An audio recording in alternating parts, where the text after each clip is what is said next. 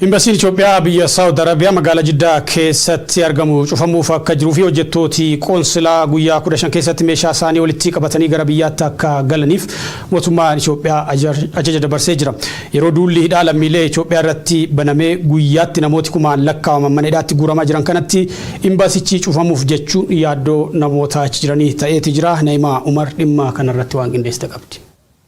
Imbasiin Itoophiyaa biyya Saawud Arabiyaa magaalaa Jiddaa keessatti argamu cufamuuf akka jiru maddeen keenya Saawud Arabiyaa jiraatan OMN itti himani. Hojjettoonni qoonsilaa guyyaa 15 keessatti meeshaa isaanii walitti qabatanii gara biyyaatti akka galaniif mootummaan Itoophiyaa ajaja dabarsee jiraachuutu himame. Akka namoonni hojjettoota qoonsilaa kanneenitti dhiyaatanii irraa odeeffatan jaanitti mootummaan Itoophiyaa ji'a fulbaanaa kana booda caasaa mootummaa haarawa diriirsuu fi namoota haarawa ramaduu fi jiru.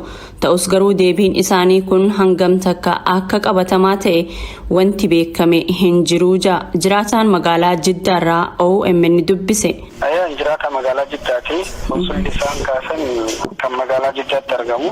Dippiloomaatonni tokko hawaasa walitti dhiyaataniif yeroo kanneen guyyaa 15 keessatti meeshaa keessa walitti qabadhaa gara biyyaatti deebi'an nuun jedhanii jiranii sababni maali jennee gaafannu fulbaanaa mootummaa haarawaa dhaabbataa gaafa mootummaan haarofti dhaabbate bilchiginnaa qaban leenjisnee ramannaa ammaaf isin gara biyyaatti dachaa nuun jedhan jedhanii ajaja akkasii nuu kennanii guyyaa 15 keessatti deemuuf qophii boroorraa eegallawan jedhan hawaasa itti dhiyaataniif ibsa kennanii kun warra dippiloomaatotaa jeemalee waan qabatamaa mootummaarraa ibsi kennamee waan akkana jedhamin jira. Yeroo duulli lammiilee Itoophiyaa irratti banamee guyyaatti namoonni kumaatamaan lakkaa'aman reebamaa mana hidhaatti guuramaa jiranii fi daa'imman dabalatee namoonni hidhaa keessatti dhukkubsachuudhaan du'aaf saaxilamaa jiran kanatti imbaasiin Itoophiyaa garas jiru cufamuu fi oduun jettu gaafa dhagayamtu carraan lammiilee kanneenii maal ta'a kan jedhu namoota baay'ee yaaddoo keessa galchee jira.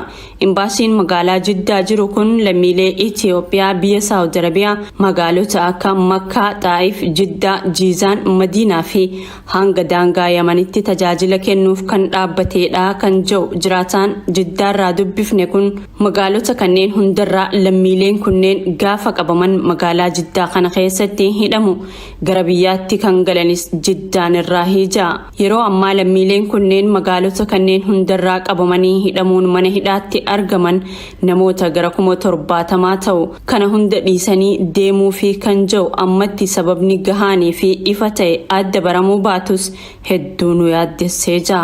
Mootummaan Saawudii immoo daramuu ka duraan caalaa guyyaa 23 2021 booda heera haarawaa namni teessoon kamman teessoo qabus kan ispoonsara isaa biraan dalayne yookaan kafiila afaan arabaatti isa biraan dalayne to'annoo seeraa jala akka oolu waan jedhu heera baasee guyyaa 23 ji'a 8 booda sochii eegaluu jira. Saniif bakkeetti nuqdaa yookaan buufata taftiishaa kan duraan jiruun alatti bakka tokko tottolchuu jira.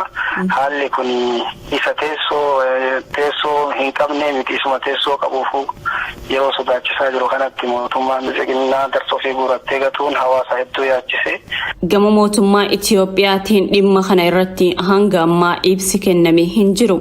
OMN dhimma kana qulqulleeffachuuf yaaliin bilbilaa gara imbaasichaa taasifne nuuf hin milkooyne.